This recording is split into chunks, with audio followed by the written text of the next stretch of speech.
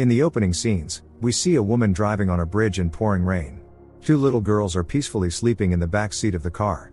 At one point the woman deliberately sped up, and the car flew off the bridge. Forensic psychiatrist Emma Robertson ignored a call from her husband Simon. When he called again, Emma did answer. Learning that his wife had taken on the high-profile case of Connie Mortensen, Simon wasn't pleased. They had previously agreed that she was done with this kind of work. Emma lied to her husband about quitting smoking. Later, she applied her everyday makeup, while Connie looked in the mirror at her bruises. Outside, Emma was immediately surrounded by reporters. Everyone was wondering, is Connie Mortensen truly insane or just pretending? Emma arrived at the closed psychiatric facility, preparing to meet her patient. The medical staff wished Emma luck, warning that Connie could be aggressive. It was clear Connie wasn't happy to see the psychiatrist in her ward and stated that any woman, regardless of her social status, could be in her shoes. Emma explained to the patient that all of this was necessary to assess her mental state and understand why she doesn't remember anything about the day of the tragedy. Recently Connie had deliberately driven off a bridge, and she wasn't alone in the car. Noticing that the doctor had ignored a call from the husband, Connie sarcastically asked her how long it had been since she became disillusioned with marriage. Afterward, Connie began begging the doctor to bring her children, Josh and Annie, to see her. Emma calmly replied that this was impossible. Connie used to be a very beautiful woman, but something had changed. That evening, Emma and Simon shared their thoughts about the case with each other. The psychiatrist's verdict would determine whether Connie goes to prison for 30 years or to a psychiatric hospital. Simon thinks his wife got into this for nothing. Even the nurse couldn't hide her disdain for Connie, being certain of her guilt. Emma came again, continuing to ask questions. This time she was interested in Connie's relationship with Vanessa Jones, her friend, whose daughter was also in the car. Connie remembered how she met Vanessa, who was also a young mom at a playground. Her daughter's name was Polly. The women started talking. Connie mentioned that she earned a living as a copywriter. Vanessa had a wife, Leah Worthington, whom she was expecting on tomorrow's train. The women went for a walk and ended up at Connie's house. She introduced her new friend to her husband Carl. As it turned out, the women were neighbors. At that moment Connie already felt as if her body was trying to warn her. Emma asked the patient if it bothered her that Vanessa preferred women. Connie smiled and said it didn't. Emma realized that Connie didn't fully grasp the seriousness of the situation. One way or another, she would have to face the consequences of her actions. Connie used avoidance as a tactic. On the way home, Emma replayed the recording of her conversation with the patient, who said that if the doctor couldn't handle her own problems, she wouldn't be able to help anyone else. At home, Emma continued listening to the recording. Connie had guessed that her psychiatrist's married life was far from perfect. Emma avoids marital duty in every way possible. Simon came home from work, asking how things were. Emma didn't want to talk about work and took the initiative, engaging her husband in passion. This rarely happened, so Simon couldn't help but be surprised. All this time Carl hadn't gathered the courage to visit his wife. Connie was very sad. During a session, she asked the psychiatrist what to do when someone leaves your life but the love for them remains. Connie wasn't talking about Carl, she was delving into her past again. It was a children's party, attended by Connie and other neighbors. Many gossiped about Vanessa because of her orientation. At one point Connie noticed tattoos on Vanessa's fingers, just like the ones on her own. When the main part of the celebration was over, Vanessa asked Connie to paint her face. Connie noticed that Vanessa was wearing the same perfume. In the present, the patient demanded a meeting with Vanessa from the psychiatrist. Emma asked Connie to imagine that she was Vanessa. Perhaps this would give her a chance to release the emotions. Connie felt flattered that Vanessa had copied her tattoos and perfume. It was obvious that Connie was in love with her friend, whose beautiful eyes radiated so much pain. Suddenly Emma interrupted the session, reminding the patient of her meeting with the lawyer. It turned out that the prosecution had evidence that could be shocking. Upon seeing the photos of the victims, including her daughter Annie, Connie began to laugh, saying that the girl was just pretending. Emma, who was also present, firmly stated that this was not a game. Realizing this, Connie began to feel unwell and asked where her children were. She wanted to see them immediately and started behaving erratically. The orderlies restrained the out-of-control patient. At home, hearing the television on, Emma tried to be quiet, not drawing her husband's attention. In the evening, the couple had dinner with friends. Everyone was curious about Connie Mortensen's case, which the newspapers called the Bloody Mommy. The victims were in the intensive care unit. Many believed that Connie deserved the harshest punishment. Because of medical confidentiality, Emma couldn't talk about it, and after apologizing to the guests, went to the bathroom. Her husband followed, sensing something was wrong. Emma showed him the scratch left by Connie. Despite this, Emma didn't consider her a monster, unlike everyone else. When Emma lit a cigarette, Simon said nothing to her. Once the couple had lost their daughter. Unlike her husband, Emma didn't try to suppress the painful memories. It was time for the next session. Connie thought Emma despised her, like everyone else. The doctor suggested that the patient talk about Carl. With the birth of their children, the couple's life had become much more complicated, especially after Carl lost his job.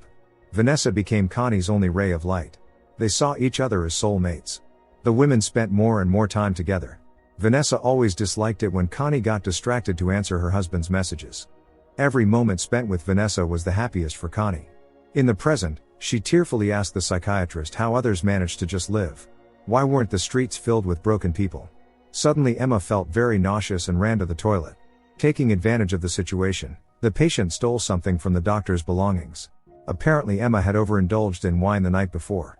Hastily pulling herself together, she left the ward. Carl had not been able to meet with his wife in person but sent her a pie. In the car, Carl and Vanessa held hands. Now Connie had a lighter, and not just that. Emma often thought about her daughter Abigail. She was haunted by nightmares about Connie taking the girl somewhere. This made Emma take sedatives. In the kitchen, she found a letter from Kenneth Baines and lit a cigarette. Meanwhile, Connie was also unable to sleep. As Emma had requested, the husband woke her early. She had spent the night in Abigail's room. Simon also remembered what day it was. This was very difficult for both spouses. Emma decided to walk to work, taking a photo of the bridge along the way. Connie was annoyed by the nurse, and it was mutual. Today Dr. Robertson looked especially tired. She showed the patient photos of the bridge, hoping to awaken her memories of that night. However, Connie ignored the doctor's attempts. Emma had already familiarized herself with the patient's history and knew that she had been taking sedatives. Due to the stress, her hair had fallen out. Suddenly Connie asked the doctor who Kenneth Baines was. In Emma's bag lay the letter from him. She wasn't going to answer the question, asking the patient to continue. Connie recalled how Vanessa had appeared at her doorstep, upset. It turned out that Vanessa's beloved, Leah, had left her. Of course Connie was ready to offer her friend all kinds of support. The women drank wine and chatted. In the present, Connie didn't understand why the mother still hadn't visited her. Emma noticed that Connie had stolen something from her. But Connie felt no shame. She had already guessed about Emma's hidden non-traditional orientation. When the psychiatrist mentioned the incident at the bridge again, the patient lost her temper. Sometimes after work, Emma would sit for a long time at the playground. That evening an old acquaintance, Dougie Thompson, noticed her. They were happy to see each other after so long. Dougie's life had turned out well: a wife, children, a mortgage, a job. When asked if she had children, Emma replied that she had a daughter who had turned 7 today. But she wasn't here. During the next session, Emma apologized to Connie for her past behavior. There should be clear boundaries between doctor and patient. Emma asked Connie when Carl had found out about her feelings for Vanessa. Connie recalled how the husband had told her that she was no longer the same person she once was. Connie had once been an ambitious artist, but lately it was as if she was not living but moving on inertia. Connie realized that the husband had grown cold towards her. Carl didn't hide that he was attracted to other women. Connie also didn't conceal her interest in others. But the spouses were not angry with each other, believing it was natural after 15 years of marriage. Later, Connie told Vanessa that the husband had suggested an open relationship. Surprisingly, Connie was enthusiastic about it. Vanessa thought Connie wanted to call the professor she was madly in love with during her university studies. But in fact, Connie's thoughts were occupied by someone else. However, against her wishes, Connie met with Professor Jonathan Hepfield at a restaurant under the pretext of an interview for her article. They had a good time, but when Connie tried to kiss Jonathan after dinner, he pulled away, explaining that he was seeing another woman. Hurt by the rejection, Connie left a voice message for her husband, saying everything had turned into a disaster. Once home, Connie called Vanessa but reached her voicemail. Connie felt foolish. That same evening, she learned that her husband had cheated on her with Vanessa. This shocked Connie so much that she felt physically ill. Thus Connie was betrayed by the two people closest to her. That night, Carl returned as if nothing had happened, lying that he had been with colleagues at a bar after work. Connie made it clear that she knew the truth and gave her husband a scandal. However, Carl felt no guilt, as they had an agreement about open relationships. But what hurt Connie was not just the fact of the betrayal, but that Carl had chosen her best friend. Since then, Connie had begun to lose her hair. Emma couldn't get this out of her mind. On her way home, she saw from the car Simon with a young woman. When the spouses met at the restaurant, Emma mentioned that a letter from Kenneth Baines had arrived on Tuesday, Abigail's birthday. Did he plan it? Emma wanted her and her husband to open the letter together. Kenneth was asking for a meeting, and Emma disliked this idea. When Carl visited his wife, she hugged him for a long time. The nurse told them to stop the embrace.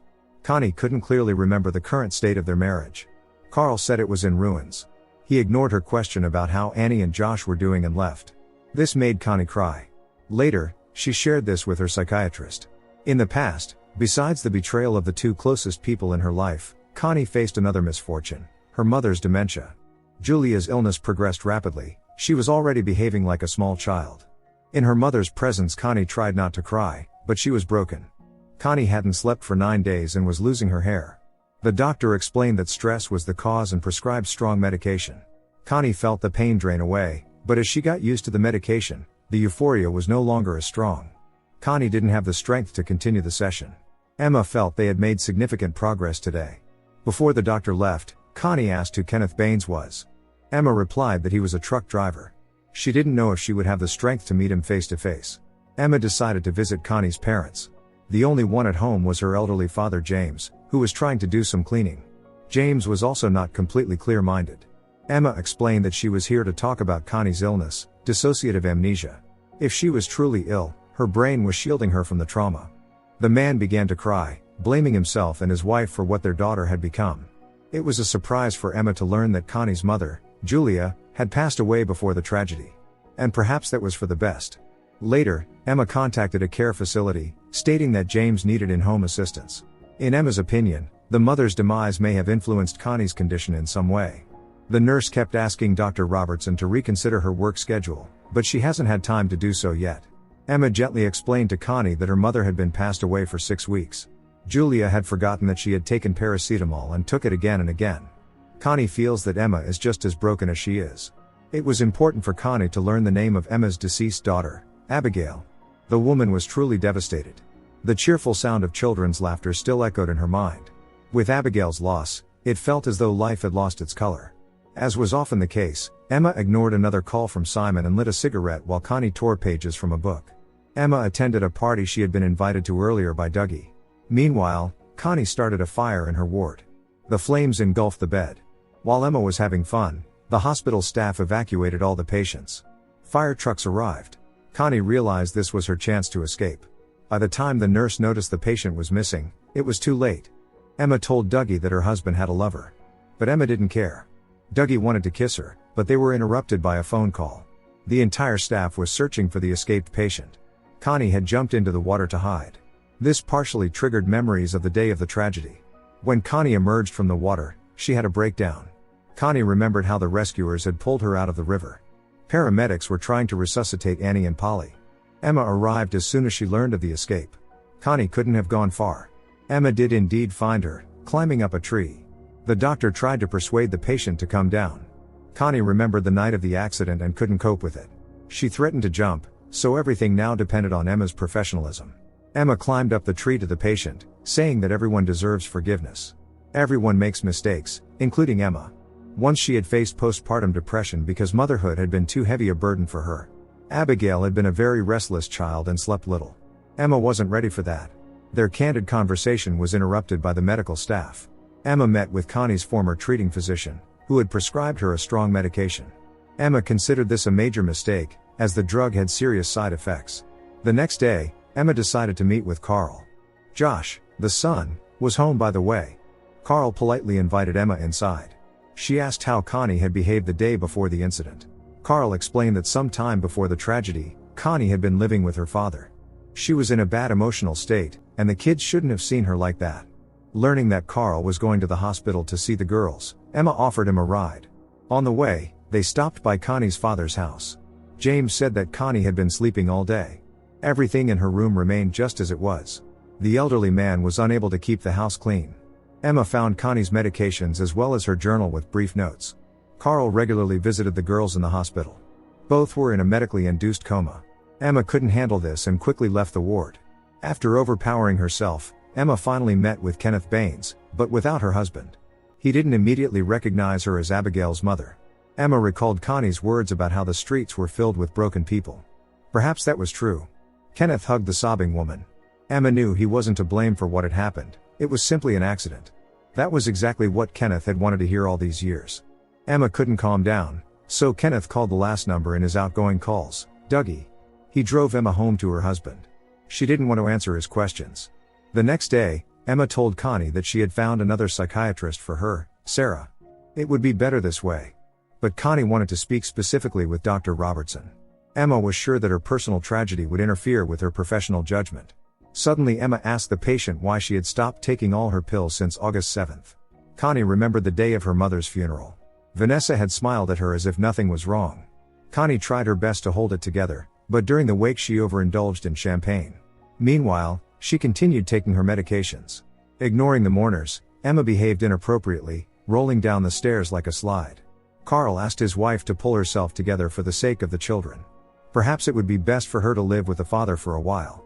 Connie did just that. James couldn't help but notice how much hair she was losing. Connie cried, not knowing how to fight this. In the end she simply cut off her hair, and in tears flushed some of her pills down the toilet. Emma asked the patient what had made her leave the father's house. Connie remembered that it had been a very rainy evening. She missed her mother terribly. Without her pills she couldn't sleep. The daylight irritated her, hurting her eyes. The father constantly cried, not knowing how to go on without his beloved wife. Connie refused to eat. Withdrawal symptoms caused her to have hallucinations. At night, Connie wandered around the house, calling for her mother in panic. She was very scared. Sometimes Connie even saw the mother's silhouette and searched for her everywhere. The hallucinations became indistinguishable from reality. Upon learning that Carl continued to secretly date Vanessa, Connie was utterly broken. Her best friend had taken her husband. Or were those just more of Connie's hallucinations? Either way, she decided to take revenge.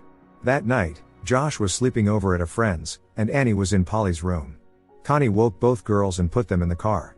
At that moment Connie wasn't fully aware of her actions. Everything felt like a fog. On the bridge, Connie's mind was even more foggy, and she pressed the gas, nearly colliding with another car.